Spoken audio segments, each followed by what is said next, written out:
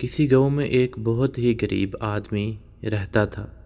گاؤں کے لوگ اسے بالکل ہی اہمیت نہیں دیتے تھے، نہ اسے کوئی گاؤں میں شادی خوشی پہ بلاتا تھا۔ ہر کوئی اسے بے رخی سے پتھرو کہہ کے پکارتا تھا، جو کہ اس کی غریبی اور بیچارگی کی وجہ سے نام مشہور ہو گیا تھا۔ جس نے بھی کوئی بات کرنی ہوتی اسے کہتا، اوئے پتھرو ادھر آ بات سن۔ دن بدلنے لگے، آہستہ آہستہ پتھرو کے پاس دولت پیسہ آنے لگا اور گاؤں کا مالدار ترین آدمی بن گیا۔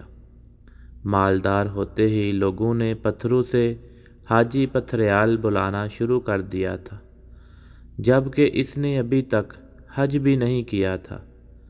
اب وہ گاؤں میں جہاں سے گزرتا لوگ اس کے پاس خود دوڑ کر آتے اور اسے سلام کرتے، لیکن وہ کبھی کسی کو وعلیکم السلام نہ کہتا، بلکہ اس کا آگے سے ایک ہی جواب ہوتا، ٹھیک ہے تمہارا سلام گھر پہنچ جائے گا، تمہارا سلام گھر پہنچ جائے گا۔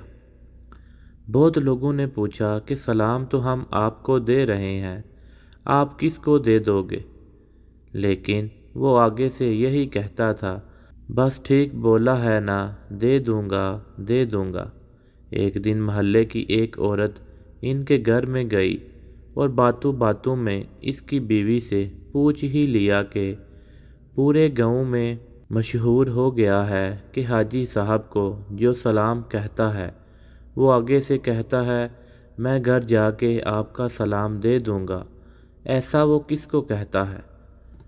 تو اس کی بیوی نے بتایا کہ یہ شام کو گھر آتا ہے اور اپنی ساری دولت کو سامنے رکھ کے اس کو سب کا سلام دیتا ہے، فلاں فلاں آج تمہیں سلام کہہ رہا تھا۔